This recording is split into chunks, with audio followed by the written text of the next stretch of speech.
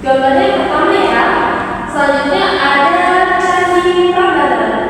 Candi Prambanan itu dibangun pada tahun 1961. Nah, kalau tadi Borobudur itu candinya agak Buddha, kalau Prambanan ini itu candinya agak Hindu, terletak di Yogyakarta. Warisan budaya ketiga misalkan oleh UNESCO di Indonesia itu ada situs manusia Purbasaria yang dibangun pada tahun 1996. Situs manusia Purbasaria ini sebagai pusat penelitian evolusi manusia yang terletak di Jawa Tengah. Jadi para peneliti itu datang untuk meneliti bagaimana ya evolusi manusia, bagaimana ya adanya manusia dari zaman dahulu kala sampai sekarang.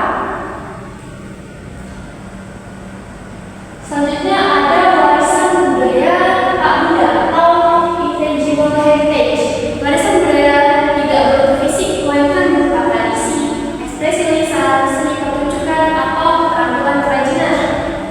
Jadi apa yang bedanya warisan budaya tak benda?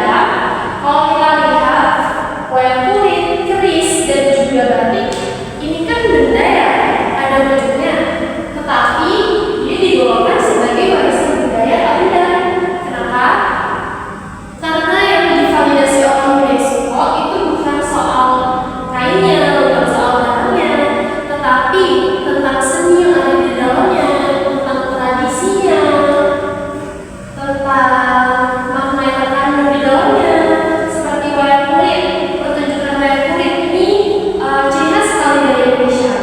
Lalu ada keris dan ada batik seperti kenamaan setara ini.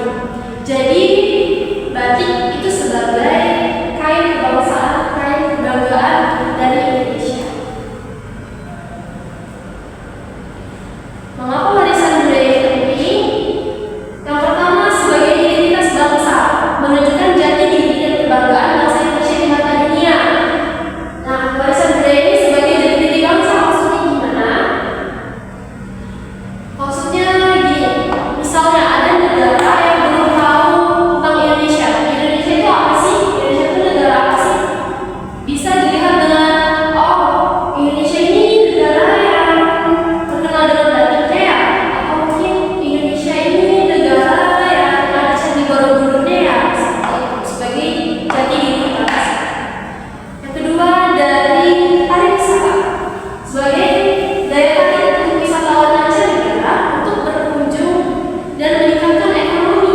Jadi selain sebagai identitas bangsa, warisan budaya ini penting juga untuk pariwisata. Biasanya wisatawan dari mancanegara itu datang berkunjung untuk sekedar melihat warisan budaya yang sudah disebutkan oleh UNESCO tadi. Yang banyak didatangi pengunjung itu misalnya Candi Borobudur, Candi Prambanan, dan juga situs manusia Purbasaria.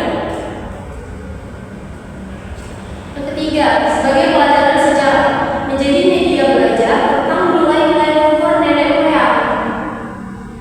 Oke, jadi nilai-nilai sejarah itu ada juga dalam warisan budaya dunia yang sudah disampaikan oleh UNESCO. Tadi kan sudah dibahas, ada warisan budaya itu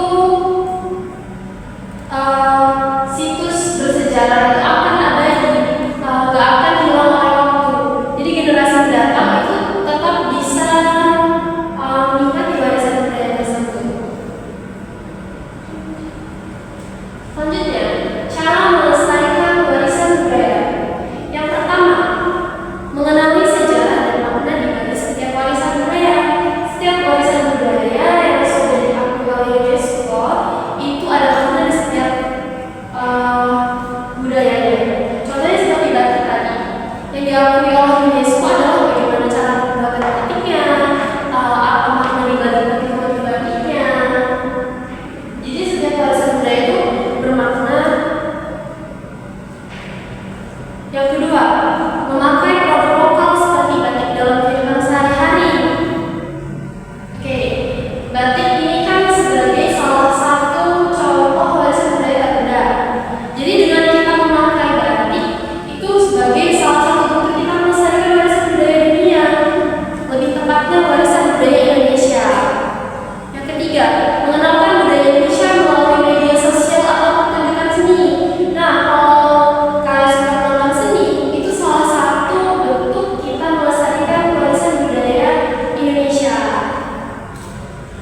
terakhir